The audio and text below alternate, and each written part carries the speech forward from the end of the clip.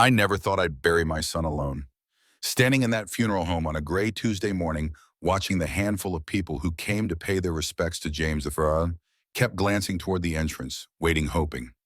Maybe traffic was bad. Maybe her flight was delayed. Maybe there was some reasonable explanation for why Hannah, my daughter-in-law of 8 years, wasn't here to mourn her husband. The funeral director approached me with that practiced sympathy they all master. "Mr. Mitchell, should we wait a few more minutes?"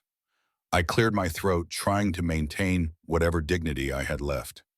"No, let's begin." 37 people came to say goodbye to my son. I counted them. 37 people who cared enough to take time from their Wednesday to honor James's memory. His wife wasn't one of them. I delivered the eulogy myself. What else could I do? I talked about James's childhood, his love for baseball, how he'd graduated summa cum laude from Northwestern, how proud I was when he started his own consulting firm. I didn't mention how he'd struggled with anxiety in recent years, or how distant he'd become from everyone, including me. I didn't mention how his marriage seemed to be falling apart, though I'd pretended not to notice. As people filed past the casket offering their condolences, I heard the whispers. "Where is Hannah? Isn't that his wife? How awful for her to miss this." The sympathy in their voices made my chest tighten. If only they knew. After the service, I drove to the cemetery alone.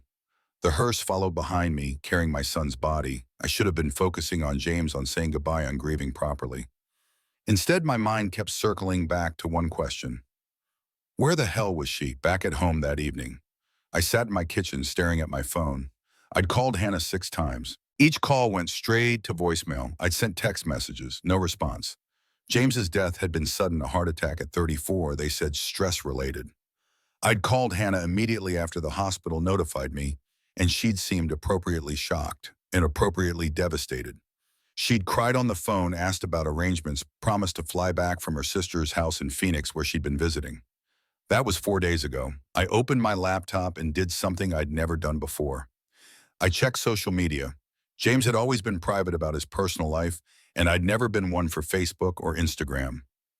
But grief makes you do strange things. I found Hannah's Instagram account easily enough. Her profile picture was still her and James from their anniversary dinner last year, both smiling, his arm around her shoulders. She looked radiant in that photo, blonde hair, perfectly styled green eyes, bright with happiness. Or what I thought was happiness. I scrolled down through her recent posts, my heart pounding for reasons I couldn't yet name. Photos from Phoenix dinners with her sister, shopping trips, all posted after James's death, all showing a woman who looked anything but grief-stricken. Then I found it. Posted 3 hours ago while I was delivering my son's eulogy was a photo that made my blood turn to ice. Hannah in a bright red bikini, cocktail in hand, standing on a beach with crystal blue water behind her. She was laughing, her head thrown back, completely carefree. Next to her stood a man I recognized, Raphael, the landscaper, who'd been working on their property for months. His arm was around her waist, and they were both grinning at the camera. The location tag read Cancun, Mexico. The caption made my hands shake. "Life's too short not to live it. Cheers to new beginnings." I stared at that photo for 20 minutes, reading and rereading those words. While I stood over my son's grave throwing dirt on his coffin, his wife was toasting new beginnings in Mexico with another man. The comments were even worse. Friends congratulating her on the trip, asking if she was finally happy, telling her she deserved this. One comment from her sister made my stomach turn. "So glad you're done with all that drama. Raphael is perfect for you too." Done with all that drama. My son's death was drama to be done with. I closed the laptop and walked to the liquor cabinet, something I rarely did. I poured 3 fingers of whiskey and sat back down, trying to process what I'd seen. 8 years of marriage, 8 years of family dinners, holidays, birthdays. I'd watched Hannah become part of our family, had grown to care for her like a daughter. I'd even defended her to James when their fights got bad, telling him that marriage required patience and understanding. What a fool I'd been. My phone buzzed a text message from an unknown number, but somehow I knew exactly who it was before I even looked. "Dad, come to my house now. We need to talk. Don't tell anyone. James." I dropped the phone. It clattered on the kitchen floor, the screen cracking, but I barely noticed. My hands were shaking so violently I could barely pick it up again. I read the message 3 times, then 4, then 5. It had to be some kind of mistake, a cruel joke. Someone who'd gotten hold of James's phone, perhaps. But the number was different. And who would do something so sick? I grabbed my car keys with trembling fingers. I had to see for myself. I had to know what kind of nightmare I'd stumbled into, because one thing was certain. I'd just buried my son this morning, and dead men don't send text messages. I drove to James's house in a daze, my mind refusing to accept what seemed impossible. The familiar tree-lined street looked the same as always, but everything felt different now. Wrong somehow. I'd been here just 2 days ago helping Hannah pack some of James's things before her supposed trip to Phoenix. She'd been crying then, or at least I thought she had been. James's house sat dark against the October sky. A single light glowed from the kitchen window in the back. My hands shook as I used my spare key to open the front door.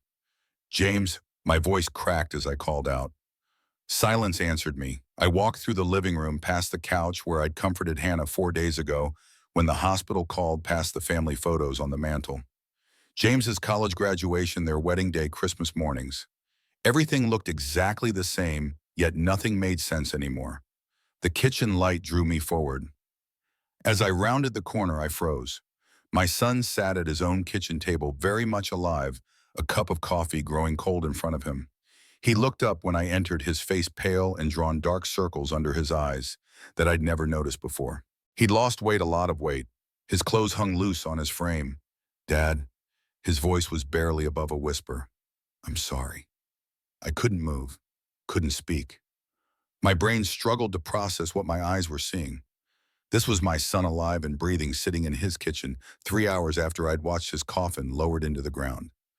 "You're supposed to be dead." The words came out strangled, barely human. James's face crumpled. I know how this looks, how insane this must be for you. Please sit down, let me explain." I remained standing, my legs locked into place. "I buried you today, James. I threw dirt on your coffin. I gave your eulogy. What kind of sick game is this? It's not a game." He stood up slowly, his movements careful, deliberate. "Dad, I'm in serious trouble. The kind of trouble that could destroy not just me, but you too. Everything we've worked for, everything our family has built." "What are you talking about?" James ran his hands through his hair, a gesture I'd seen him make thousands of times since childhood when he was nervous or scared.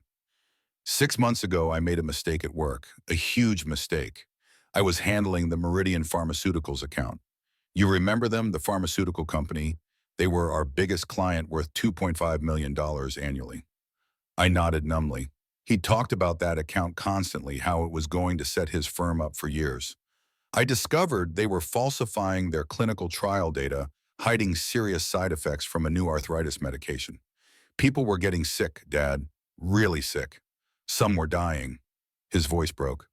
"I should have reported it immediately, but Meridian's CEO, Victor Harmon, offered me $500,000 to keep quiet. 'Just look the other way,' he said. 'Let the FDA approval process continue.'" My stomach dropped. "Please tell me you didn't take it."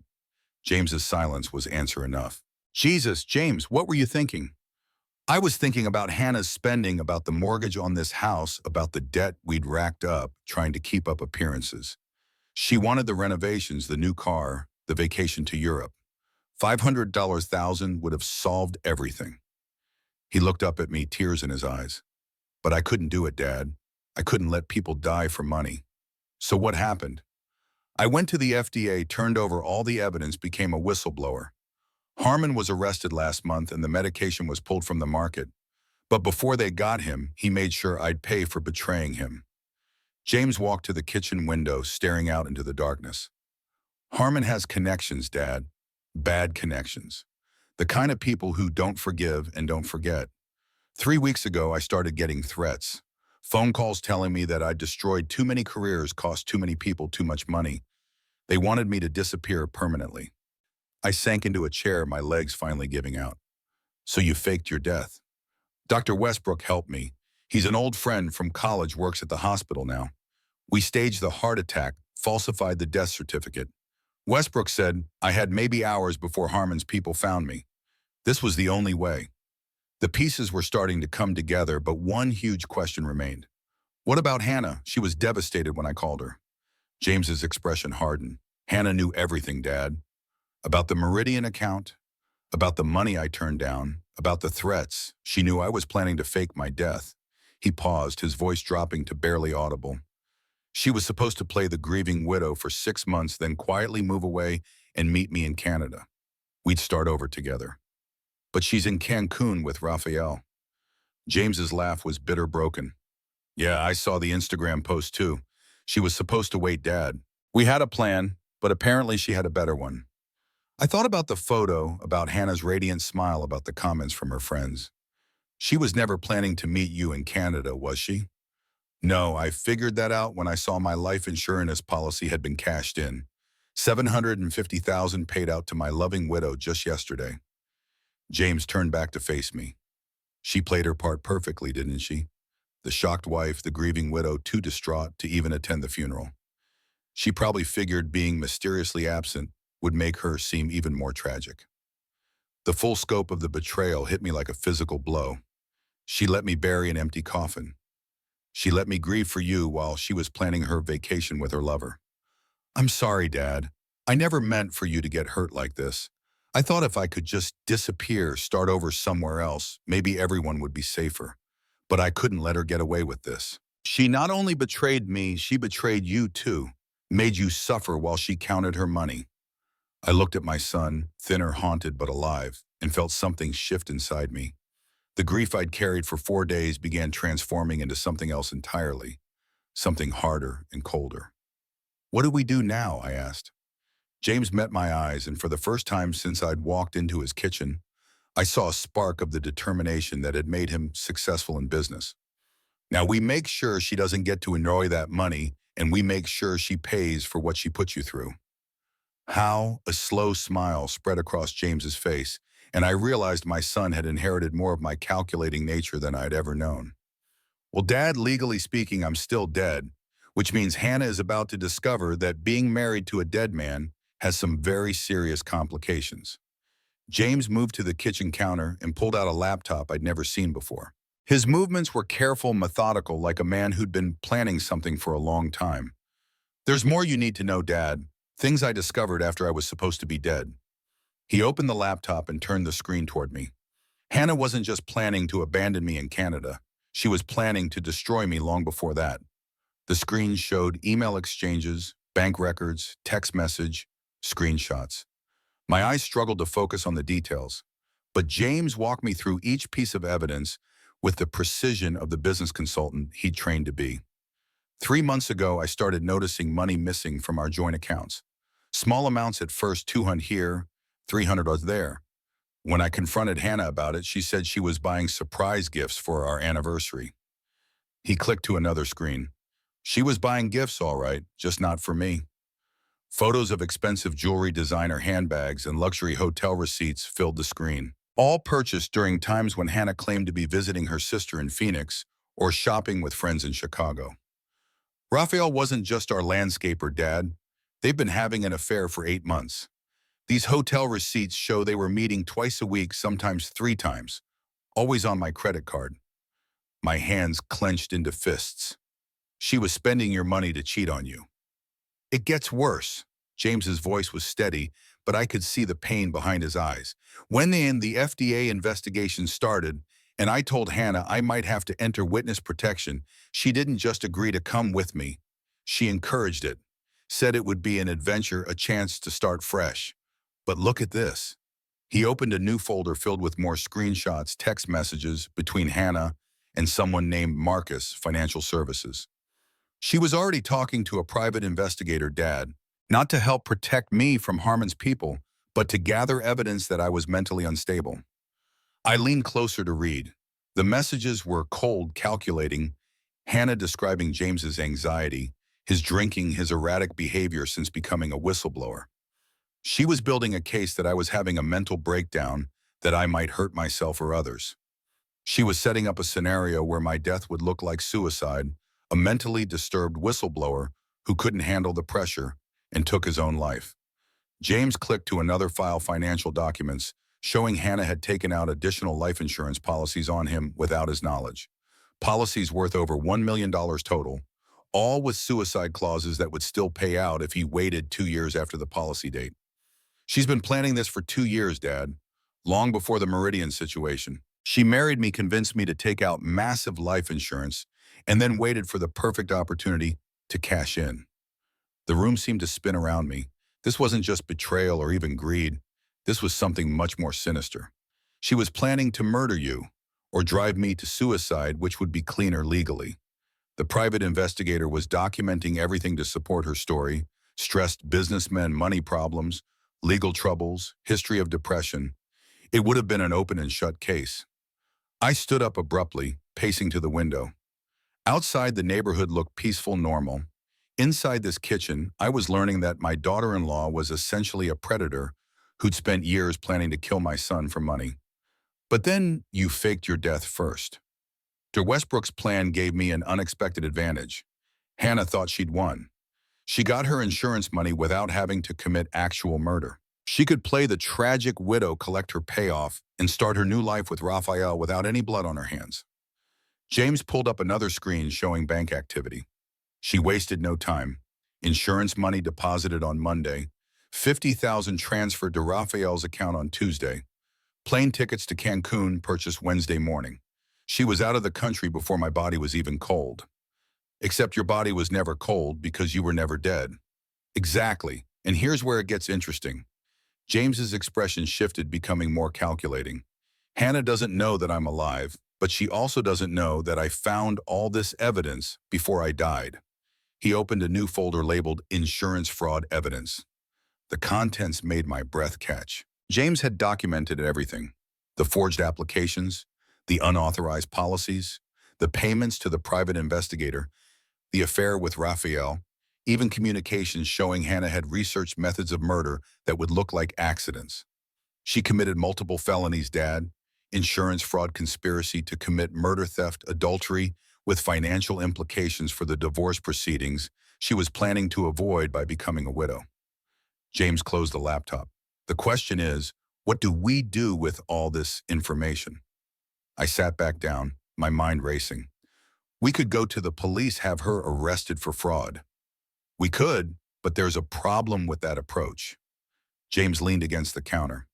If I reveal that I'm alive, I have to explain why I faked my death.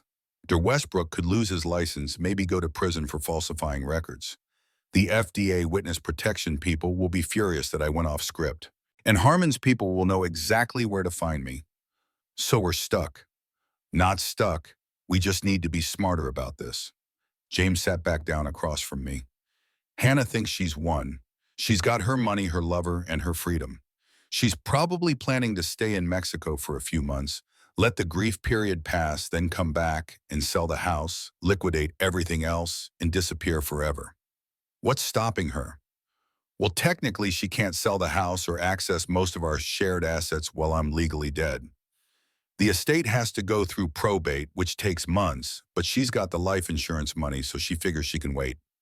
James smiled grimly. What she doesn't know is that I documented her fraud before I died, and dead men can still file insurance claim disputes. I stared at my son, seeing a side of him I'd never witnessed before. The anxious, overwhelmed man I'd worried about for months had been replaced by someone harder, more strategic.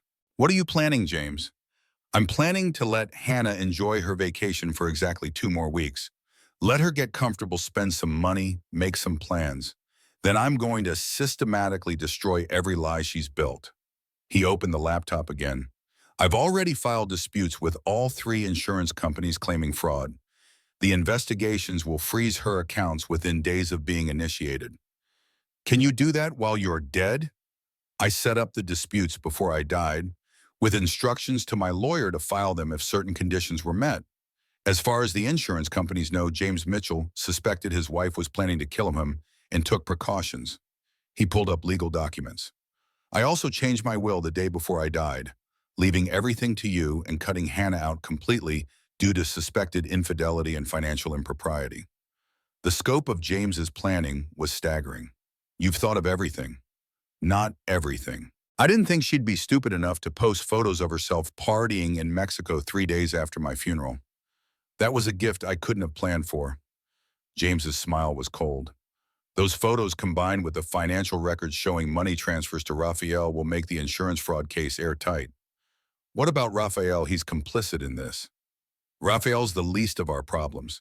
He's just a guy who thought he was dating a rich widow. When Hannah's money disappears and the fraud charges hit, he'll disappear too. Men like Raphael don't stick around for poor women with legal problems. I looked at my son with a mixture of pride and concern. This is a dangerous game, James. What if Hannah figures out you're alive? Then we accelerate the timeline, but I don't think she will. She's too busy celebrating her victory to question it. He closed the laptop again. Besides Dad, she's already made her biggest mistake, which is she underestimated both of us. She thought you were just a sad old man who'd grieve quietly and never ask questions. She thought I was too weak and anxious to ever fight back. James's eyes hardened. She was wrong on both counts. I felt something settle in my chest, a calm determination I hadn't experienced in years. What do you need me to do? For now, just keep being the grieving father. Don't change anything about your routine. But in 2 weeks, when the insurance companies freeze her accounts and she comes running back demanding answers, need you to be ready. James met my eyes. Because that's when we spring the trap. And that's when Hannah learns that some games have consequences she never saw coming. The 2 weeks that followed were the longest of my life. I had to continue playing the role of the grieving father while knowing my son was alive and hiding just 20 minutes away in a small apartment he'd rented under a false name. Every day felt like walking on a tightrope, maintaining the facade while helping James orchestrate what he called Hannah's reckoning. I visited James's grave twice a week, just as a bereaved father would. I brought flowers, stood there for appropriate amounts of time, and even talked to the headstone when other visitors were nearby. It felt obscene performing grief over an empty coffin, but it was necessary. Several neighbors and family friends approached me during these visits, offering condolences and asking about Hannah's well-being. Such a tragedy, Mrs. Henderson from down the street said during one visit. Poor Hannah losing James so young. Is she holding up all right? I haven't seen her around. She's taking some time away, I replied, the lie sliding out easier than I expected. Staying with family, the grief has been overwhelming for her. What I didn't tell Mrs. Henderson was that I'd been monitoring Hannah's social media obsessively. The Cancun photos continued beachside dinners, sunset cocktails, spa treatments, shopping sprees. Raphael featured in most of them, sometimes with his arm around her, sometimes kissing her cheek. The comments from her friends had evolved from sympathy for her loss to celebration of her healing journey. Her sister posted, "So proud of you for choosing happiness. James would want you to live your best life." That comment made me want to throw my phone across the room. James had been busy during those 2 weeks. From his temporary apartment, he'd been feeding information to insurance investigators, providing them with time-stamped evidence of Hannah's affair, her suspicious financial activities, and most damning, her social media posts showing her celebrating in Mexico days after her husband's funeral. The investigators are calling it one of the most clear-cut cases of insurance fraud they've ever seen, James told me during one of our secret meetings at a diner outside town. He looked healthier now, having gained back some weight and lost the haunted expression he'd worn that first night. 3 insurance companies, $1.7 million in fraudulent claims, and she's literally posting evidence of her crimes online. When do they act? Today, actually. The accounts should be frozen by this afternoon. Hannah is going to wake up tomorrow morning unable to access any of her money. James stirred his coffee slowly. I estimate she's already spent close to $80,000 in Cancun. When she can't pay for her hotel room, reality is going to hit pretty hard. What if she just stays in Mexico, disappears? She can't. Raphael doesn't have that kind of money, and without access to the insurance funds, she's essentially broke. Her credit cards are tied to accounts that are about to be frozen. She'll have to come back and face the consequences. James was right. On Thursday afternoon, my phone started buzzing with calls from a number I recognized, Hannah's cell phone. I let them all go to voicemail. By evening, I had 12 increasingly frantic messages. The first few were confused. "William, something's wrong with my bank accounts. Can you call me, please?" By the 7th message, panic had crept in. "William, I'm stuck in Mexico. The hotel is saying my cards aren't working. I need you to wire me some money until I can figure this out." The final messages were desperate. "Please, William, I know you're getting these. I'm scared. Something's happening and I don't understand. They're saying I can't leave the country until I settle my bills. Please help me.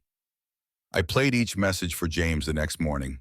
He listened with an expression I couldn't quite read, not satisfaction exactly, but a grim sense of justice being served. She's really panicking, I observed. Good, she should be. James closed his laptop where he'd been monitoring news feeds about insurance fraud investigations.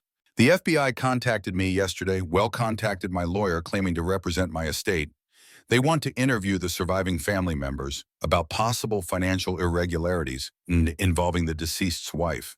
They want to interview me and Hannah when she's back in the country, which according to the Mexican authorities should be very soon. They're not going to hold her indefinitely, but they are requiring her to settle her debts before leaving. How is she going to do that without access to her accounts? James's smile was cold. That's where Raphael comes in. Turns out he's been bragging to his friends about his rich American girlfriend. Posted photos of the expensive gifts she's been buying him, the luxury hotels they've been staying at. When the money dried up yesterday, so did his enthusiasm for their relationship. He left her, took the first flight back to Chicago this morning. Hannah is alone in a foreign country with no money, no friends, and a growing list of legal problems. James leaned back in his chair. I almost feel sorry for her, almost. I didn't feel sorry for her at all. Every time I remembered standing over that empty grave throwing dirt onto a coffin that contained nothing but weighted pillows, my sympathy evaporated. When does she get back? Her flight lands tomorrow evening. She managed to contact her sister, who wired her enough money for a plane ticket, but she's coming back to a very different world than the one she left. Are you ready for this? James nodded slowly. I've been ready since I saw those Instagram posts of her laughing on the beach while you buried an empty coffin. His voice hardened. She humiliated you, Dad. She made you grieve alone while she celebrated with her lover using money she stole from our family. That's not something I can forgive. And you're sure this will work? The insurance fraud case is airtight. She'll either take a plea deal or go to trial. But either way, she's looking at serious prison time. The money she stole will have to be returned plus penalties and interest. Her reputation is destroyed, and she'll be lucky if she doesn't end up owing more than she's worth after legal fees. James paused, looking out the diner window at the ordinary suburban street outside. But the legal consequences are just the beginning, Dad. The real justice comes when she realizes that everyone knows what she did, her friends, her family, our neighbors. They're all going to learn that she's not a tragic widow who lost her husband too young. She's a con artist who tried to cash in on that husband's death while betraying him with another man. She'll try to contact me when she gets back. Let her. But remember, as far as you know, I'm still dead. You're just a grieving father who's slowly learning that his daughter-in-law isn't who he thought she was. James reached across the table and squeezed my hand. I'm sorry you have to keep pretending to grieve for me, Dad. I know how hard this has been on you. I squeezed back. Having you alive and safe is worth any amount of pretending. This will all be over soon. Once Hannah is arrested and charged, once the truth comes out publicly, I can start the process of legally returning from the dead. It'll be complicated, but Dr. Westbrook has connections who can help smooth things over with the authorities. And then what? You can't go back to your old life. No, I can't. James Mitchell will have to stay dead, at least officially. But William Mitchell's son can start fresh somewhere new with a new identity and a chance to build something better. James's expression softened. Maybe even with his father, if that father wants to leave this place behind and start over too. I thought about my empty house, my quiet retirement, the loneliness that had been my constant companion since James's supposed death. The idea of starting fresh, of having my son back in my life, was more appealing than I cared to admit. We'll see, I said. First, let's make sure Hannah gets exactly what she deserves. James smiled, and for the first time in weeks, it was a real smile, not the calculating expression he had worn while planning his revenge. Oh, she will, Dad. She definitely will. Tomorrow night, when she walks into that house, expecting to resume her life as a grieving widow, she's going to discover that some lies have consequences she never imagined. Hannah's flight was scheduled to land at O'Hare at 5:48 p.m. on Friday. I spent the day preparing myself, rehearsing what I would say, how I would act. James had coached me meticulously. Don't overdo the anger, he'd cautioned. Act confused, hurt, and gradually shifting towards suspicion. Think of it as a performance where you're discovering things in real time. At 6:30 p.m., my phone rang. Hannah's tearful voice came through the speaker. "William, thank God, I'm at the airport. Everything's been a nightmare. My cards aren't working, and the hotel in Cancun almost didn't let me leave. Can you pick me up, please?" I took a deep breath. "I'll be there in 40 minutes." The drive to O'Hare gave me time to settle my nerves. I kept reminding myself of what Hannah had done not just to James, but to me. The image of her laughing on that beach while I mourned at an empty grave was seared into my mind. I spotted her immediately at the arrivals curb. Gone was the carefree woman from the Instagram photos. Hannah looked haggard, her usually perfect hair pulled back in a messy ponytail, dark circles under her eyes. She wore wrinkled clothes and clutched a single carry-on bag. When she saw my car, relief washed over her face. "William." She rushed toward me as I stepped out, throwing her arms around me. I forced myself to return the hug but kept it brief. "Thank you for coming. I don't know what's happening. My cards are declined, my accounts are frozen. I tried calling the bank, but they wouldn't tell me anything." I helped her into the passenger seat, noticing she didn't mention Raphael or explain her absence from the funeral. "Let's get you home. We can figure things out there." For the first 15 minutes of the drive, Hannah rambled about the awful situation in Mexico, how embarrassing it was when her card was declined at the hotel, how frightened she felt being alone in a foreign country. Not once did she mention James or the funeral she'd missed. Finally, I broke in. "Hannah, I buried my son on Wednesday." She fell silent, then reached over to pat my hand. "I know. I'm so sorry I couldn't be there. I was just so overcome. The thought of seeing him like that, I couldn't face it." "You seem to be facing things fine in Cancun," I said quietly, keeping my eyes on the road. Her hand froze. "What?" "I saw your Instagram, Hannah, the beach photos, with Raphael." She pulled her hand back. "It's not what it looks like. It looks like you were celebrating in Mexico with another man 3 days after your husband died." "The trip was already planned," she said quickly. "Sarah thought it would help me process my grief. Raphael is just a friend who was helping me through this difficult time." "A friend," I repeated flatly. "And did this friend help you process your grief in the $600 a night oceanfront suite you booked the day after James died?" Her eyes widened. "How did you?" "The bank called me." I lied smoothly, following James's script. "There were concerns about unusual spending patterns on accounts connected to James's estate. They wanted to verify the charges were legitimate." Color drained from Hannah's face. "William, I know how this must look, but I was in shock. People process grief in different ways." "Is that what you call it? Processing grief? Please don't judge me. You have no idea what my marriage to James was really like. He was distant, controlling. I needed space to breathe." I gripped the steering wheel tighter, resisting the urge to tell her exactly what I knew. Instead, I changed the subject. "There's another issue. The insurance companies are asking questions." Her posture stiffened. "What kind of questions?" "Something about policy changes, beneficiary arrangements. They want to interview you." "That's ridiculous. Everything was perfectly legitimate." I pulled into the driveway of James's house, her house now, I supposed. Or so she thought. "I'm sure you can clear it all up," I said, my voice neutral. Hannah grabbed her bag and hurried to the front door, fumbling with her keys. When she tried the lock, her key wouldn't turn. She tried again, then looked back at me in confusion. "It's not working." I walked up beside her, noticing the official FBI notice taped to the door for the first time. "What's this?" Hannah's hands trembled as she pulled the paper free. "Property of, subject to ongoing investigation, Financial Crimes Division." Her voice grew increasingly frantic as she read. "What the hell is going on?" "I don't know," I said, taking the notice from her. "But it looks serious." "This is insane," she whispered. "It has to be a mistake." I pulled out my phone. "I have James's lawyer's number. Let me call him."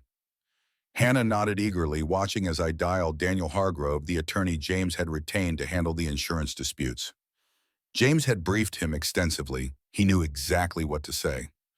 "Daniel, it's William Mitchell. I'm at my son's house with Hannah, and there's an FBI notice on the door about a financial crimes investigation." I paused, listening to the prepared response. "Insurance fraud? What are you talking about?" Hannah grabbed my arm. "What's he saying?" I held up my finger, continuing to listen to Daniel. Multiple policies, unauthorized applications, I don't understand. William, what is he saying? Hannah's voice rose with panic. I covered the phone. He says the FBI is investigating several life insurance policies taken out on James. They think some of them might be fraudulent. Hannah's face went pale. That's ridiculous. Put him on speaker. I did as she asked, and Daniel's measured voice filled the air between us. As I was explaining, Mrs. Mitchell, the FBI has flagged several insurance policies totaling over $1.7 million. They have reason to believe that some of these policies were taken out without your husband's knowledge or consent. Additionally, there are concerning financial transactions immediately following his death. This is absurd, Hannah snapped. James and I managed our finances together. The investigators have evidence suggesting otherwise, Daniel replied calmly. They're particularly interested in your whereabouts following Mr. Mitchell's death. I understand you were in Cancun, Mexico. Hannah's eyes darted to me, then back to the phone. I was grieving. Everyone processes loss differently. Of course, Daniel said. The investigators would also like to discuss your relationship with an individual named Rafael Ortiz, who appears to have received substantial funds from you immediately following your husband's death. The color drained completely from Hannah's face. How do they know about, Rafael is just a friend who was helping me through a difficult time. I see. Well, Special Agent Rivera would like to speak with you as soon as possible. In fact, they requested that I inform them immediately when you return to the country. You're not calling anyone, Hannah hissed, reaching for my phone. I pulled it away. Hannah, if there's been a mistake, we need to clear this up. I said, watching her carefully. What are you afraid of? I'm not afraid. I'm exhausted in being ambushed with absurd accusations. She turned back to the phone. Mr. Hargrove, I've just returned from a traumatic experience abroad. I'm in no condition to speak with federal agents tonight. I'll contact them tomorrow after I've consulted with my own attorney. That's your prerogative, Mrs. Mitchell, but I should inform you that your accounts will remain frozen pending the investigation, and you won't be able to enter the house as it's been temporarily sealed as part of the investigation. You can't do this, Hannah shouted. Where am I supposed to go? This is my home. I'm afraid that's a question for the FBI, not me, Daniel replied calmly. Now, if you'll excuse me, I need to inform Agent Rivera of your return. The call ended, and Hannah stood there, stunned, staring at the locked door of what was supposed to be her house, her future. You can stay with me tonight, I offered, playing the concerned father-in-law to perfection. In the morning, we'll figure this out. Hannah didn't speak on the drive to my house. She sat rigid in the passenger seat, her mind clearly racing. I could almost see the calculations happening behind her eyes, weighing options, creating stories, planning her next move. I showed her to the guest room, the same room she'd stayed in countless times during holiday visits and family gatherings. How different it felt now, knowing what I knew. Try to get some rest, I said. Tomorrow we'll sort through this mess. She nodded absently, still shell-shocked. Thank you, William. I don't know what I'd do without you. The irony of her words wasn't lost on me. If she only knew who was really behind the unraveling of her carefully constructed scheme. I retreated to my study, waiting until I heard the guest room door close before texting James. She's here. Everything going as planned. His response came immediately. Perfect. Agent Rivera will contact her in the morning. Be ready for the fireworks. I slept fitfully that night, knowing Hannah was under my roof, the woman who'd been willing to let me suffer, who had planned to murder my son, who had betrayed every bit of trust we'd placed in her. It took all my self-control not to confront her then and there. At 7:30 the next morning, I found Hannah in my kitchen, dressed in the clothes she'd arrived in, her hair freshly washed, makeup carefully applied. She looked more composed, more like the Hannah I thought I knew. She'd made coffee and was scrolling through her phone. Good morning, I said, pouring myself a cup. Did you sleep? Not really. She set her phone down. William, I need to explain about Mexico. I sat across from her. I'm listening. James and I were having problems, serious problems, long before he died. The stress of his work, the pharmaceutical case, it was destroying him. And us. She reached across the table, placing her hand on mine. I didn't go to the funeral because I couldn't bear it, but also because I was angry. Angry that he'd put his career before our marriage, angry that I'd spent years trying to make it work. So you decided to celebrate his death with your landscaper. I kept my voice level without accusation. Hannah withdrew her hand. Raphael and it wasn't planned. I was vulnerable and he was kind to me. It just happened. In a $600 a night hotel room that you booked the day after James died. Her eyes hardened slightly. You don't understand what I've been through. Before I could respond, her phone rang. She glanced at the screen, frowning at the unfamiliar number. Hello, she answered cautiously. As she listened, her posture stiffened. Yes, this is Hannah Mitchell. Yes, I just returned yesterday. No, that's not possible. There must be some mistake. She listened for another minute, her face growing paler. Today I don't think... Yes, I understand the seriousness.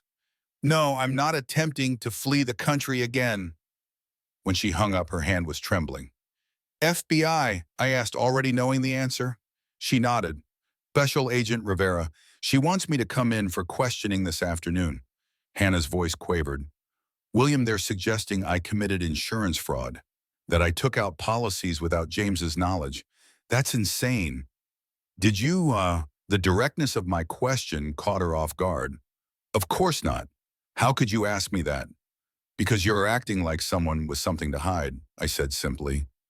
Hannah stood abruptly. I need to call a lawyer. She retreated to the guest room and I texted James immediately. FBI called. She's panicking. 20 minutes later, Hannah emerged, her face set with determination. My attorney is meeting me at the FBI office. He says it's all a misunderstanding that we can clear up quickly. I'll drive you, I offered. No. She was already pulling on her coat. I've called a car.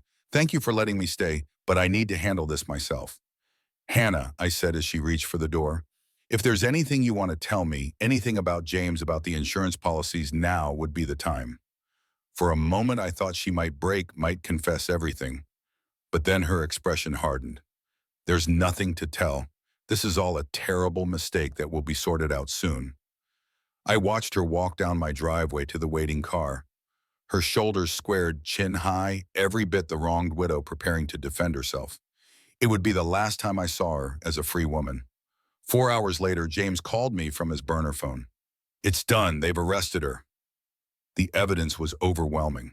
The insurance fraud investigators had compiled a devastating case, forged signatures on policy documents, suspicious timing of policy increases Hannah's immediate liquidation of assets after James's death, and most damning, the Instagram post showing her celebrating with Raphael while the rest of us mourned. When confronted with the evidence, Hannah's carefully constructed story collapsed. Her lawyer attempted to negotiate, but with each new piece of evidence presented, his position weakened.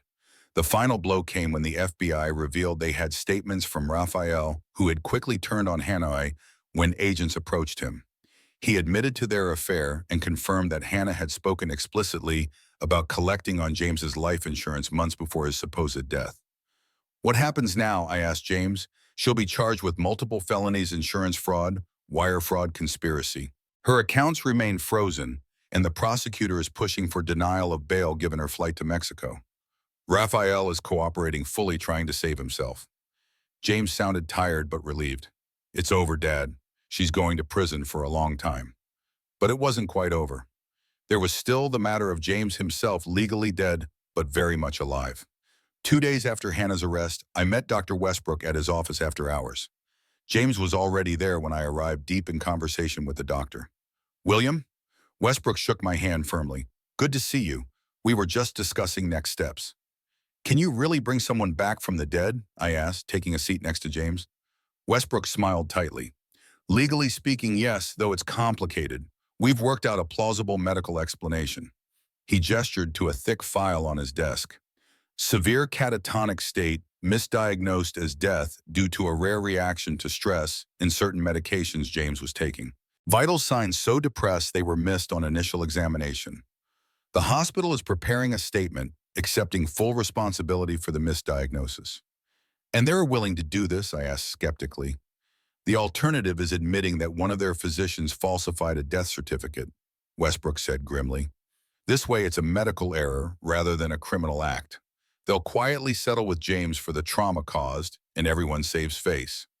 What about the empty coffin? James leaned forward. That's where it gets complicated. We need a plausible explanation for why there was a funeral without a body. The hospital will claim there was confusion during a particularly busy period, Westbrook explained. A miscommunication led to funeral arrangements being made before final confirmation of death. By the time the error was discovered, you had been misinformed and James was actually in a secure medical facility in an unresponsive state. It sounds far-fetched, I said. Medical mistakes happen more often than people realize, Westbrook countered. And with the hospital accepting full liability and offering a substantial settlement, few will question the narrative too deeply. When do we do this? I asked. Tomorrow, James said. The FBI has agreed to the plan. They're more interested in Hannah's fraud case than in complicating it with questions about why I faked my death. As long as I cooperate fully with their investigation into Meridian Pharmaceuticals and Hannah's crimes, they're willing to accept the hospital's explanation.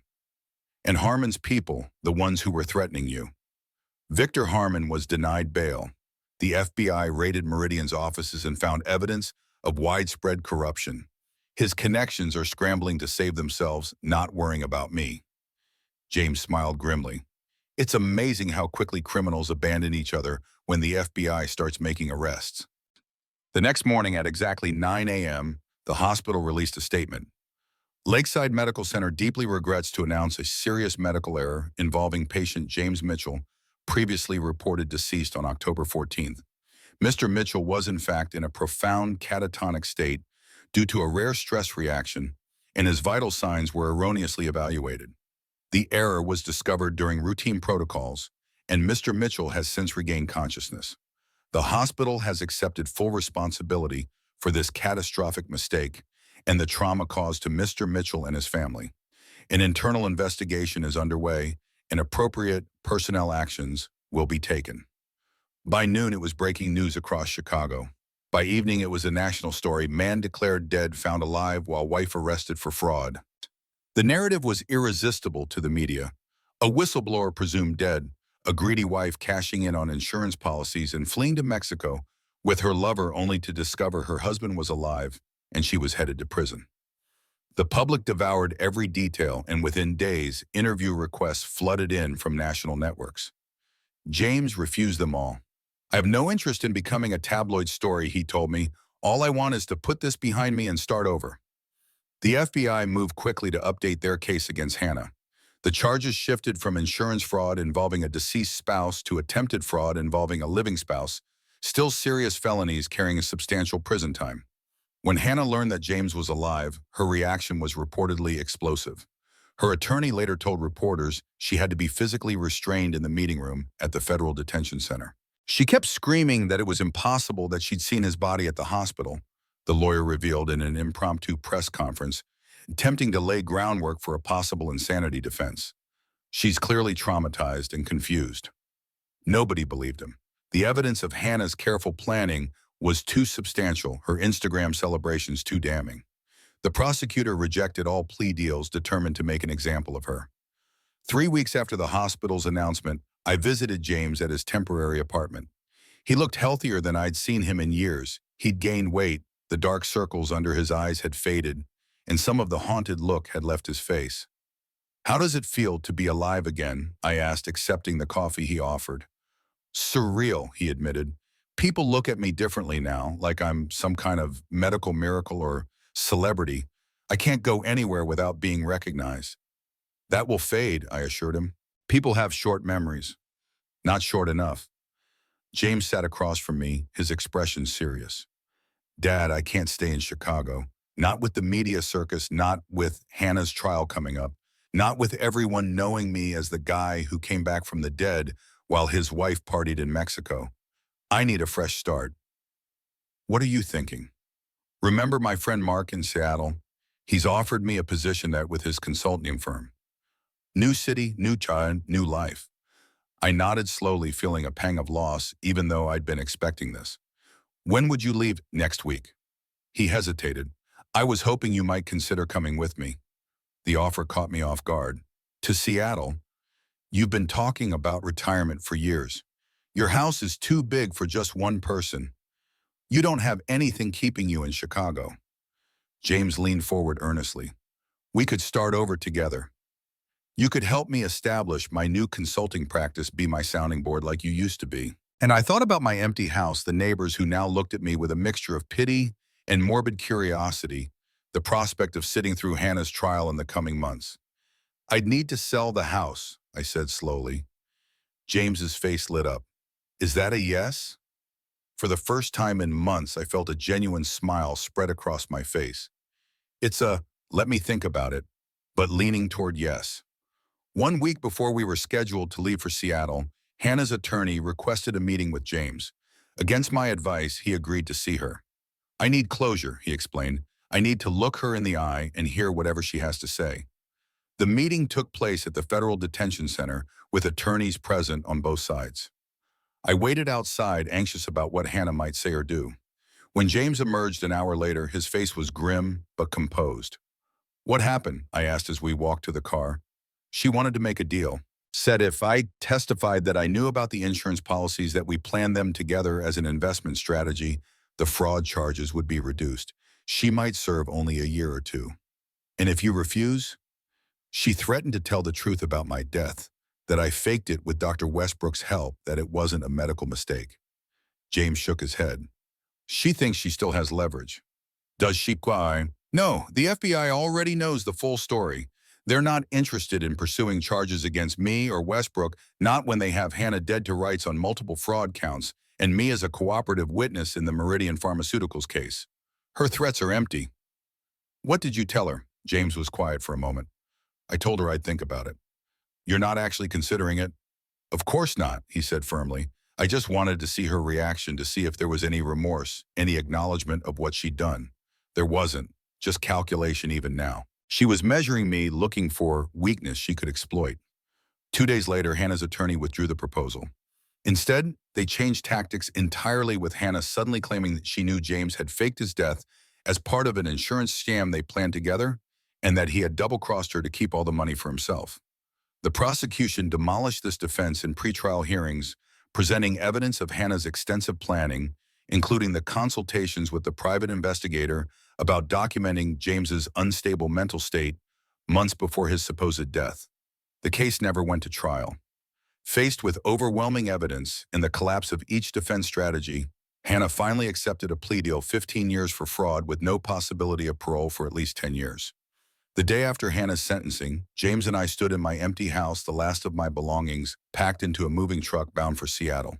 Any regrets? James asked, watching me take a final look around the home where I'd lived for 30 years. I thought about the question carefully. I regret that it came to this. I regret that Hannah turned out to be someone different from who we thought she was. But I don't regret protecting you, and I don't regret that she's facing consequences for what she did. James nodded, understanding. I keep thinking about those 2 weeks when I was dead, when I watched you grieve alone while she celebrated in Mexico. I don't think I'll ever fully forgive her for what she put you through. We don't need to forgive, I said, placing my hand on his shoulder. We just need to move forward. As we locked the door for the final time, I felt a weight lifting.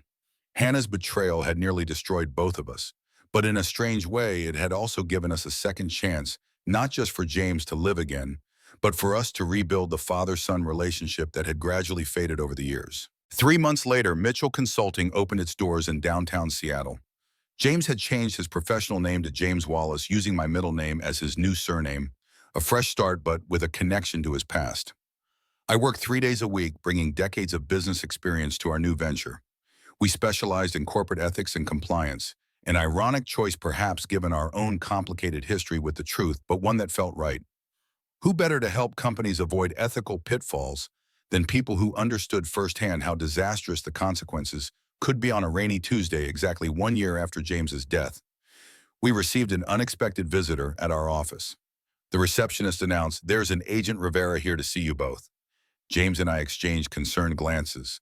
FBI Special Agent Camilla Rivera had been the lead investigator on Hannah's case. "Mr. Mitchell, Mr. Wallace." She shook our hands firmly, declining the offered seat. "I won't take much of your time. I just wanted to inform you personally that Rafael Ortiz has been sentenced to 5 years for his role in the fraud scheme. His testimony against Hannah Mitchell was instrumental in securing her guilty plea." "Thank you for letting us know," James said carefully. Agent Rivera studied him for a moment. You've built something good here. It would be a shame to jeopardize it. Is that a threat? I asked. No, Mr. Mitchell, it's a reminder. The Bureau has been satisfied with the resolution of your son's medical misdiagnosis. We have no interest in revisiting that narrative, especially given your cooperation in the Meridian Pharmaceuticals case, which has led to indictments of 7 executives. But, James prompted, hearing the unspoken qualifier in her tone, but fresh starts require clean breaks with the past. I recommend you both maintain that clean break. She handed James a business card. If you ever need anything or if anyone from your past resurfaces, call me directly. After she left, James turned to me, his expression troubled. What do you think that was about? I think it was a friendly warning. The FBI knows exactly what happened, but they're willing to maintain the official story as long as we stay on the right side of the law. I took the card from his hand, studying it. She's offering protection in her own way. James nodded slowly. I guess we're not the only ones who understand that sometimes the truth and justice don't always follow the cleanest path. That evening, as we sat in the small restaurant below our office building, I watched my son engaging animatedly with our clients, explaining the importance of ethical whistleblower protocols. No one looking at him would guess that a year ago he had been legally dead, that he had orchestrated an elaborate scheme to expose his wife's betrayal, that he had started his life over with a new name and identity. People see what they expect to see: a successful consultant, a son working with his father, a man building a new life in a new city. They don't see the scars, the hard choices, the compromises with truth that brought us here. As I raised my glass in a toast to our company's first quarter of profitability, I caught James's eye across the table. Behind his smile, I saw understanding pass between us, the knowledge that we had walked through fire together and emerged changed but intact. Some betrayals cut too deep for forgiveness, but redemption remains possible. Hannah would spend the next decade in prison. Raphael would serve his time, and James and I would continue building our new life, carrying the weight of our secrets while embracing the second chance we'd never expected to have. The price of betrayal had been high for everyone involved, but as I looked around at what we'd managed to salvage from the wreckage of Hannah's deception, I couldn't help but think that perhaps in the end, we had found something valuable amid the destruction, a truth about ourselves, about loyalty, about the lengths to which a father would go to protect his son, and a son to protect his father. To new beginnings, James said, raising his glass to meet mine. To new beginnings. I echoed, knowing that sometimes they can only come after painful endings. 5 years passed quickly in Seattle. Mitchell Consulting had grown from a 2-man operation to a respected firm with 15 employees specializing in corporate ethics and compliance. Our offices occupied half the 14th floor of a downtown high-rise with views of Puget Sound. James, now established as James Wallace, had become a sought-after expert in whistleblower protection programs. I served as senior advisor, working 3 days a week and enjoying semi-retirement the rest of the time. We rarely spoke about Hannah or Chicago. The past was behind us, or so we believed. On a rainy Thursday morning in March, I arrived at the office to find James staring intently at his computer screen, his face unnaturally pale. "Everything all right?" I asked, hanging my rain-soaked coat on the rack. He turned the screen toward me without speaking. It was an email from Agent Rivera, Mr. Wallace, and Mr. Mitchell.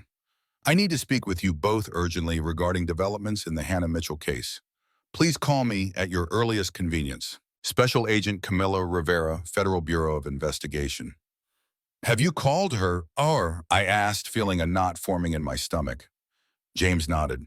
"She's flying in tomorrow. Wouldn't discuss details over the phone." "That can't be good," I muttered, dropping into the chair opposite his desk. "Hannah isn't eligible for parole for another 5 years." "I know."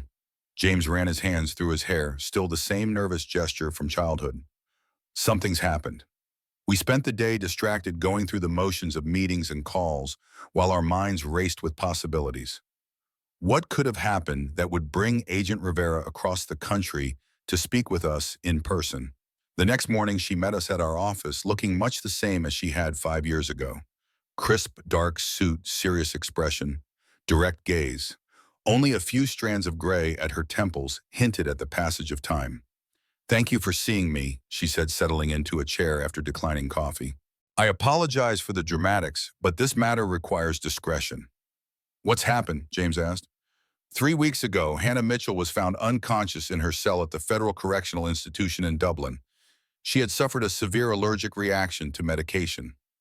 Agent Rivera's expression remained neutral. She was transported to a nearby hospital where she was successfully treated, but during the process, something unexpected occurred. What? I prompted when she paused. She escaped. James and I exchanged stunned glances. How is that possible? James demanded. She was in a maximum security facility. The transfer to the hospital created an opportunity. We believe she had outside help, someone who provided false credentials to medical personnel, created a distraction, and helped her slip away during the confusion.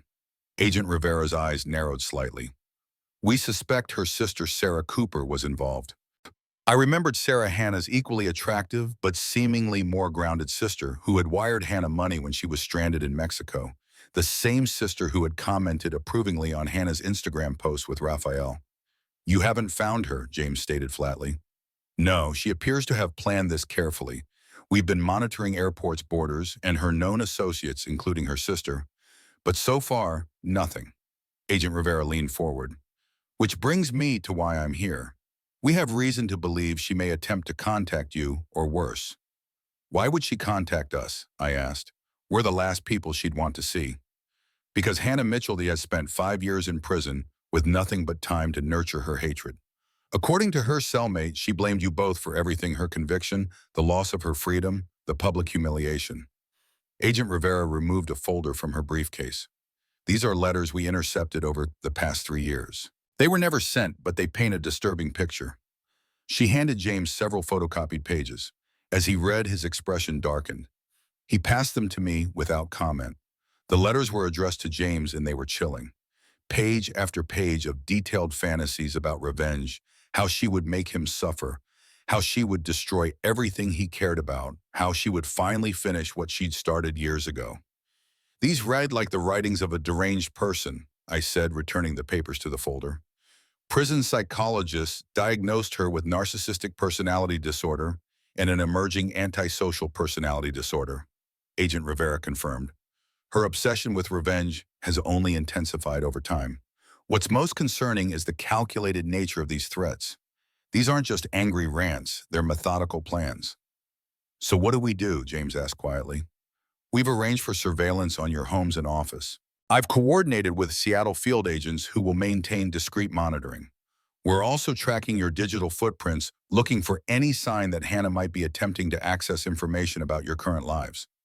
Do you think she knows we're in Seattle? I asked. We don't know. Your relocation was handled carefully, but determined individuals can uncover almost anything with enough time and resources. Agent Rivera closed her folder.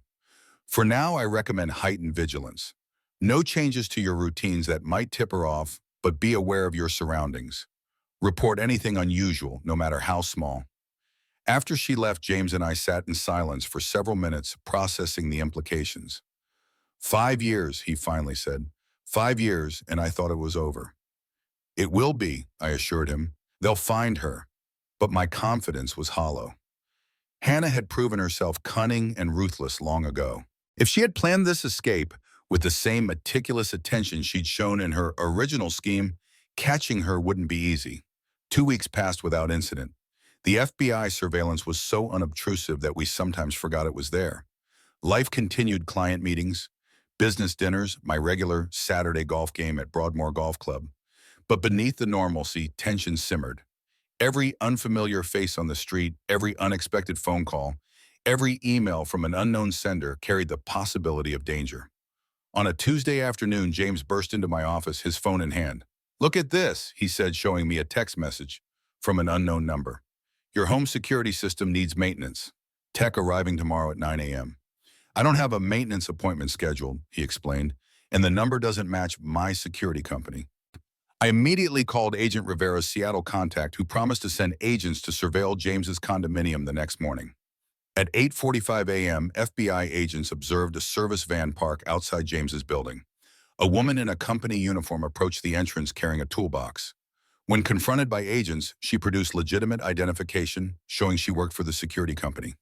A call to the company confirmed that a routine maintenance check had been scheduled for all units in the building, But a clerical error had resulted in individualized text messages rather than a building-wide notification. False alarm. But it highlighted how on edge we'd become. Every delivery person, every repair technician, every new client was scrutinized with suspicion. The psychological toll was beginning to show. James looked tired with dark circles under his eyes, reminiscent of the days after he'd died. I wasn't faring much better jumping at unexpected sounds and checking my rearview mirror constantly while driving. A month after Agent Rivera's visit, I arrived home from dinner with a client to find my front door slightly ajar. I froze on the porch, keys in hand, heart pounding.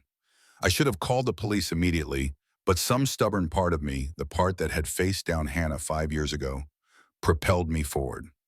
The house was dark and quiet. Nothing seemed disturbed in the front hall. I moved cautiously toward the kitchen where a faint light spilled from the partially open door. My hand found the baseball bat I kept in the hall closet, a remnant from James's high school days that I'd never had the heart to discard. I pushed the kitchen door open with the bat bracing for whatever awaited me.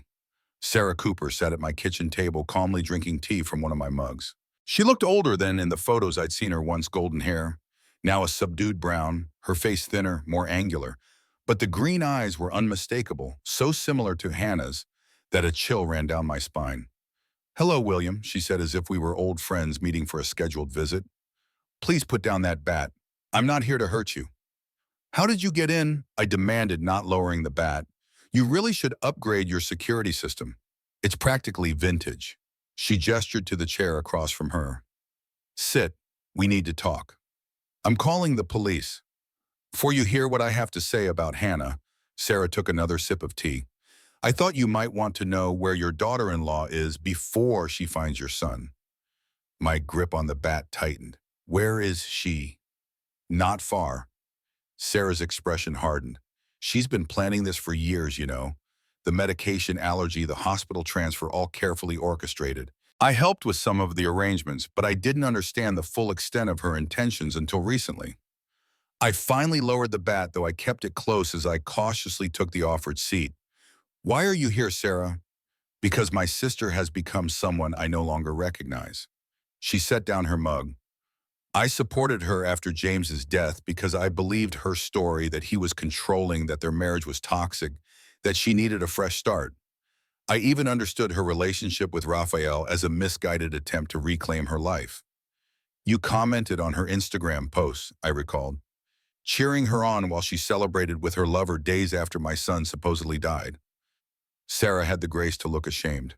"I was wrong. I didn't know then what I know now." "And what's that?" "That Hannah never loved James, that she married him with the explicit intention of eventually killing him for insurance money. That Raphael wasn't some impulsive fling, but a calculated partnership." Sarah leaned forward. "I discovered all this during prison visits over the years." She boasted about it, William. She was proud of how she'd manipulated everyone. "If you're just figuring this out now, you're not very perceptive," I said coldly. "Fair enough." Sarah didn't flinch at my tone. "But here's what you don't know. Hannah's obsession with revenge has twisted into something truly dangerous. She doesn't just want to hurt James. She wants to destroy him utterly, and she's willing to hurt anyone connected to him to accomplish that, including you." "Including me," Sarah confirmed grimly. 3 days ago, she came to my apartment in Portland. I thought I was helping her start a new life somewhere remote. Instead, she laid out her plans for James in such detail that it frightened me. When I objected, she became violent. She pulled back her sleeve to reveal dark bruises on her wrist. My own sister threatened to kill me if I didn't help her. That's when I realized I had to warn you." I studied her, looking for deception. "Why should I believe you? You helped her escape." "Because I have this." Sarah reached slowly into her jacket pocket and removed a small notebook. Hannah's journal from prison. She gave it to me for safekeeping when she first came to my apartment. "Read it, and you'll understand why I'm here." I took the notebook cautiously. It was filled with Hannah's distinctive handwriting pages and pages of detailed plans, observations about James's likely habits and routines, notes about his preferences and patterns. Most disturbing were the final pages, which outlined a meticulous plan to kidnap James, force him to transfer all his assets to offshore accounts.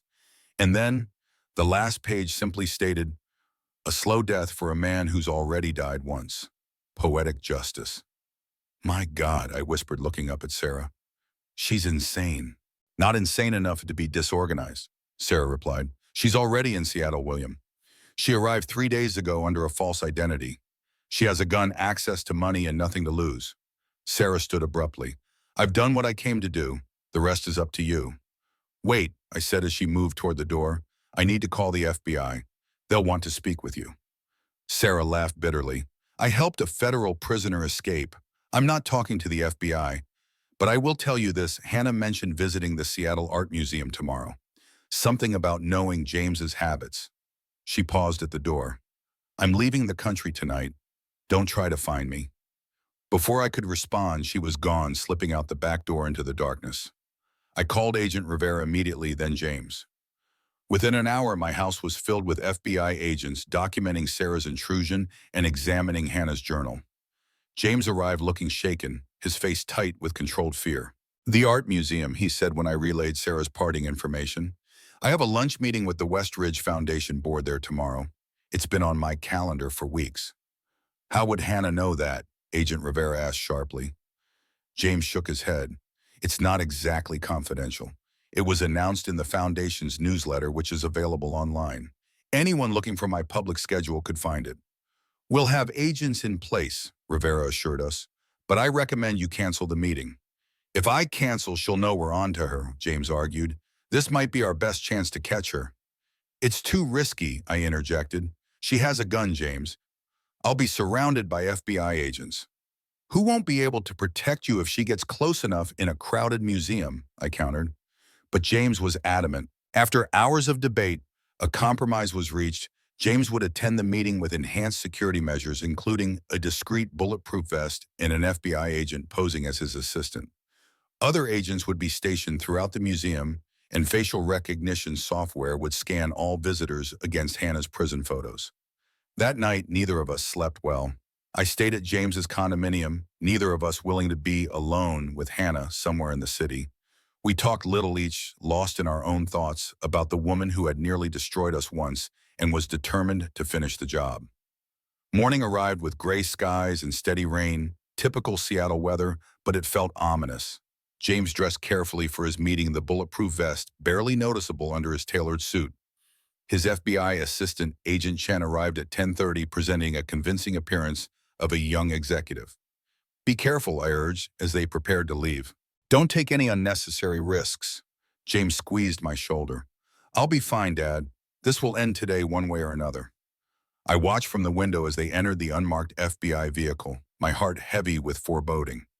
I wanted to believe in the FBI's precautions and James's confidence, but the memory of Hannah's journal kept intruding the cold, methodical plans for my son's suffering. Unable to sit idle, I called a car to take me to the museum. Agent Rivera had been clear that I should stay away, that my presence might complicate their operation. But I couldn't remain behind while James faced danger. I would stay out of sight just close enough to know he was safe. The Seattle Art Museum was busy for a weekday, with several school groups and tourists moving through the exhibits. I spotted FBI agents easily enough, their alertness setting them apart from the casual visitors. I kept to the shadows of a contemporary sculpture display, watching the entrance to the museum's restaurant where James's meeting was taking place. At precisely 12:15, a commotion erupted near the main entrance. Visitors scattered as shouts echoed through the cavernous space. I moved closer, heart racing, straining to see through the chaos. Agent Rivera appeared, speaking urgently into her radio. When she saw me, her expression shifted from surprise to anger. You need to leave now, she ordered. We have a situation. What's happening? Where's James? Secure in the restaurant with Agent Chen, but we've spotted Hannah entering the building. Rivera gripped my arm. Please, Mr. Mitchell, we can't have civilians in the way. But it was too late. A scream cut through the noise, followed by a single gunshot. Rivera shoved me behind a display case and drew her weapon, barking orders into her radio. What happened next unfolded with surreal clarity, each moment distinct and hyper-real. Hannah appeared at the top of the grand staircase, a security guard's uniform partially concealing her identity. Her hair was dark now, cut short, but I recognized her instantly. She held a small handgun, and her eyes scanned the panicking crowd with frightening intensity. Several agents converged on her position, weapons drawn. FBI, drop your weapon! Hannah's face contorted with rage. She fired once toward the restaurant entrance, the bullet shattering a glass display case. Then she turned and ran, disappearing down a service corridor with agents in pursuit. I pushed past Rivera, ignoring her shouts as I raced toward the restaurant. I had to reach James to see with my own eyes that he was safe. The restaurant was in lockdown, tables overturned as patrons huddled on the floor. Agent Chen stood protectively near a service exit, his weapon drawn. But James wasn't with him. "Where is he?" I demanded, grabbing Chen's arm. "He went after her." Chen admitted, his face pale. "When we heard the shot, I couldn't stop him. He said he knew where she was headed, some special exhibit on the third floor." I didn't wait to hear more. I knew exactly where James was going, the museum's special exhibition on ethical whistleblowing in corporate America, which featured his case study prominently. It had opened just last week. The third floor was eerily quiet when I reached it, the exhibition space deserted amid the chaos below. Display panels about corporate corruption and the human cost of silence stood in stark contrast to the life and death drama unfolding between their polished surfaces. I moved cautiously through the exhibit, straining to hear any sound that might reveal James's or Hannah's location. Near the back, where James's whistleblower case was featured, I heard voices, low and tense, filled with emotion. "You destroyed my life." Hannah's voice cold and precise. "Everything I built, everything I planned ruined because you couldn't keep your mouth shut." "You planned to kill me," James responded, his tone remarkably calm. "You married me with the intention of eventually murdering me for insurance money." "I'd say you destroyed your own life, Hannah." I edged closer, staying behind a large display panel. Through a gap, I could see them, James standing with his back to a wall-sized photo of himself, Hannah, 8 feet away, her gun pointed steadily at his chest. "5 years," she spat. "5 years in that hellhole while you built a new life, a new identity. Did you think about me at all? Did you ever wonder what prison was like for me? Honestly, no." James didn't flinch under her gaze. "You tried to profit from my supposed death. You celebrated while my father grieved. You were planning to murder me if I hadn't discovered your scheme. Why would I waste a moment thinking about your comfort?" Hannah's laugh was brittle. Still the self-righteous crusader. "That's what I hated most about you, James, your moral superiority. As if you're any better than me. You faked your own death. You manipulated the system. You ruined Raphael's life along with mine." "Raphael was your accomplice," James countered. "He got what he deserved. And now you'll get what you deserve." Hannah's finger tightened on the trigger. "I've imagined this moment for 5 years. Sometimes it's quick, a bullet between the eyes. Sometimes it's slow, watching you bleed out while I tell you exactly how much I've always despised you. Today, I think I want it to be personal." She lowered the gun, slightly aiming at his stomach, a painful, potentially fatal wound that wouldn't kill immediately. I had to act. I looked around desperately for something to use as a weapon, anything to distract her. On a nearby display stood a heavy crystal award presented to James by an ethics organization. I grabbed it, feeling its substantial weight in my hand. "Hannah," I called out, stepping into view. "It's over. FBI agents are coming up those stairs right now." She whirled toward me, surprise momentarily replacing rage. "William, how fitting that you're here to watch your precious son die again." "It doesn't have to end this way," I said, moving slowly closer, the award hidden behind my back. "Think about it. You shoot him, you'll spend the rest of your life in prison. Is that worth it?" "Worth it." Her voice rose hysterically. "Do you know what it's like to lose everything? To be humiliated, imprisoned, treated like an animal? He did that to me. You both did. So yes, it's worth it." "Sarah doesn't think so," I ventured, taking another step. "She gave us your journal. Hannah, that's how we knew you'd be here." Confusion flickered across her face, followed by betrayal. "Sarah wouldn't—" That moment of distraction was all I needed. I launched the heavy crystal award at her with all my strength. It struck her shoulder, not her gun hand, as I'd hoped, but enough to throw her off balance. She staggered, firing wildly, the bullet embedding itself in the ceiling. James moved with surprising speed, tackling Hannah before she could recover. They crashed into a display case, glass shattering around them as they struggled for the gun. I rushed forward to help, but slipped on the broken glass, falling hard onto my side. A second shot rang out, deafening in the enclosed space. Then silence. I pulled myself up, heart pounding so hard I could barely breathe. James and Hannah lay motionless amid the broken glass and scattered display items. Blood spread across the polished floor. James, I crawled toward them, heedless of the glass cutting into my hands. James, he stirred, then pushed himself up slowly.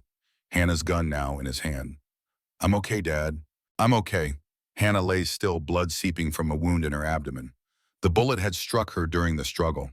She's alive, James said, checking her pulse. But we need an ambulance, now. FBI agents flooded the room seconds later, securing the scene with practiced efficiency. Medical personnel arrived shortly after stabilizing Hannah before transporting her to the hospital under heavy guard. James and I were separated for questioning, the formal process of statements and evidence collection stretching into the night. It was nearly midnight when we were finally released, both of us exhausted and subdued. She really would have killed me, James said, as we sat in my living room nursing drinks neither of us wanted but somehow needed. I saw it in her eyes. There wasn't a shred of hesitation. I know. I examined the bandages on my hands covering the cuts from the broken glass. What happens now? Agent Rivera says Hannah will survive. When she's stable, she'll be transferred to a maximum security facility, likely with additional charges for escape, attempted murder, and assaulting a federal officer. James stared into his glass. She'll never get out, Dad. Not after this. And Sarah? No sign of her. Rivera thinks she's left the country just as she told you she would. We fell silent, each processing the day's events in our own way. Finally, James spoke the question that had been hovering between us. Do we stay in Seattle?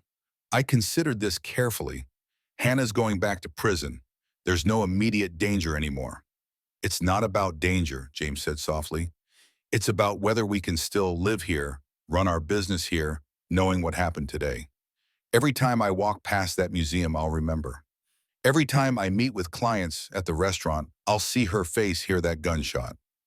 We rebuilt once, I reminded him. We can do it again if necessary. But should we have to? James set his glass down with unexpected force. Haven't we paid enough for her crimes? First Chicago, now Seattle. How many fresh starts do we need because of Hannah? His anger was justified, his frustration palpable. But beneath it, I sensed something more, a weariness that went beyond physical exhaustion. What do you want to do? I asked. I don't know, he admitted. Part of me wants to stay to prove she hasn't won. Another part wants to walk away from everything, the business, the city, the whole damn life we've built here. We don't have to decide tonight, I said gently. Get some rest. Things will look clearer in the morning. But morning brought no clarity, only the harsh reality of news headlines: escaped prisoner shot in museum showdown, an ethics consultant targeted by ex-wife in revenge plot. Our carefully constructed anonymity shattered overnight, our faces splashed across local and national media. James's phone rang incessantly.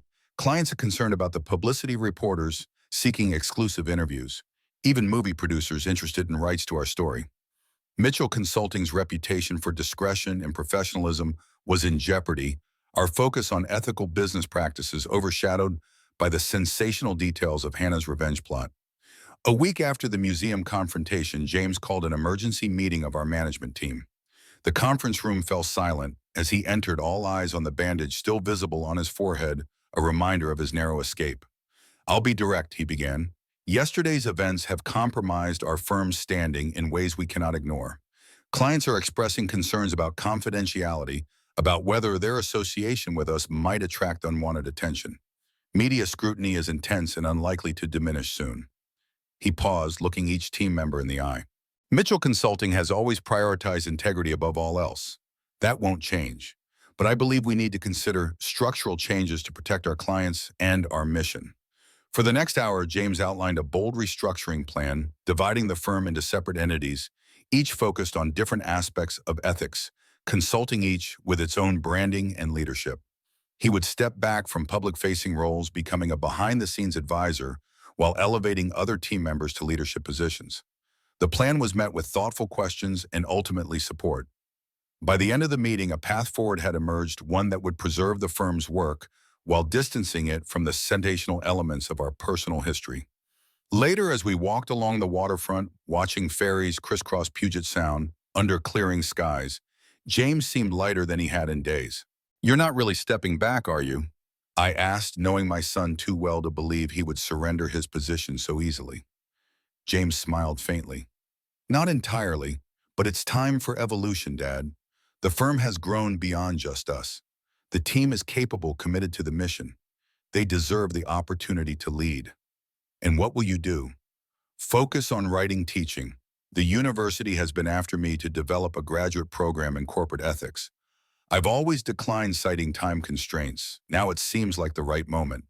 He stopped gazing out at the water. "And maybe it's time for you to fully retire and enjoy that golf game you're always complaining about." "My golf game is fine," I protested mildly. "But I take your point. We both need something different after all this." "Not because of Hannah," James clarified quickly. "I refuse to let her dictate our choices anymore. But because it's the natural next step. 5 years is a good run for a consulting firm. Many don't last half that long." I nodded, understanding what he wasn't saying, that sometimes moving forward requires letting go not from fear or defeat, but from wisdom and self-knowledge. 3 months later, Mitchell Consulting officially restructured into 3 distinct entities, each led by one of our senior team members. James accepted a position as Distinguished Professor of Business Ethics at the University of Washington, and I finally embraced full retirement, dividing my time between golf, volunteer work with a veterans organization, and occasional guest lectures at James's invitation. Hannah recovered from her gunshot wound and was transferred to a federal supermax facility in Colorado, facing an additional 30 years for her escape and attempted murder. Sarah Cooper was eventually located in New Zealand, extradited, and sentenced to 3 years for aiding Hannah's escape. Life settled into new rhythms. The media attention gradually faded as fresher scandals captured public interest. James dated occasionally but showed little interest in serious relationships. "Once was enough," he'd joke when I raised the subject, though the humor never quite reached his eyes. Then on the anniversary of the museum confrontation, I arrived home from a charity golf tournament to find an unmarked envelope in my mailbox. Inside was a single sheet of paper with a typed message: "William and James Hannah died last night in prison. Complications from her gunshot wound," they said. "I thought you should know. I'm sorry for everything my sister did to you both. She wasn't always the monster you knew. Once she was capable of love and joy. I mourn that person, though I know you never met her. May you find peace now that this chapter is truly closed. Sarah." I called James immediately. He listened in silence as I read the note. "Are you okay?" I asked when he didn't respond. "I don't know what I feel," he admitted. "Not grief, certainly, not joy either. Just finality, I guess." "Yes," I agreed. Finality. Later that evening, James came over with takeout from our favorite Thai restaurant. We ate on my deck overlooking Lake Washington, watching the sunset paint the sky in spectacular oranges and purples. "I've been thinking about Chicago," James said unexpectedly, setting down his fork. "About going back." I nearly choked on my pad thai. "Going back? Why would you want to do that?" "Not to stay," he clarified. "Just to visit, to see the old house, the office, maybe even—" He hesitated. "Maybe even my grave." I understood then his need for closure, for physical confirmation that the past was truly behind us. "I'll go with you," I said, "if you want company." "I was hoping you would." James smiled, a genuine smile that reached his eyes. "We should see it together, this final time." 2 weeks later, we stood in Rose Hill Cemetery on a bright October morning, looking down at a headstone that read, "James Mitchell, beloved son, 1990-2024. "Strange," James murmured, "to see your own grave." "Stranger still to stand beside a son I once believed was buried here," I replied. We were silent for a moment, each lost in our own thoughts about the twisted path that had led us away from this place and eventually brought us back. "She really is gone," James said finally. "Hannah, I mean. I keep expecting to turn around and find her watching us planning some new revenge." "The only power she has now is what we give her," I said. "And I, for one, am done giving her any space in my life." James nodded slowly. "You're right." He knelt and placed a small stone on top of his headstone, at an old Jewish tradition I'd taught him as a child, a way of marking that someone had visited, had remembered. "Rest in peace, James Mitchell," he said softly. "You served your purpose." As we walked back to our rental car, James seemed lighter somehow, as if he'd set down a burden he'd carried for years. "What now?" I asked as we drove away from the cemetery. James smiled, a real smile, perhaps the first genuine one I'd seen since Hannah's reappearance in our lives. "Now we go home, Dad. To Seattle. To our lives. To whatever comes next." Without looking over our shoulders. Without looking over our shoulders, he confirmed. "Hannah's dead. The past is buried. It's time to live without her shadow hanging over us." And for the first time in 6 years, I truly believed we could. As our plane took off that evening, carrying us back across the country to our hard-won new lives, I watched Chicago recede beneath us, its grid of lights shrinking until it was just a glowing blur against the darkness of Lake Michigan. Beside me, James had fallen asleep, his face peaceful, in a way I hadn't seen since before all this began. I thought about the price we'd paid for Hannah's betrayal, the years of fear and vigilance, the shattered sense of trust, the constant looking over our shoulders. But I also thought about what we'd gained: a closer relationship with my son, a deeper understanding of resilience, and ultimately the freedom to define our own lives on our own terms.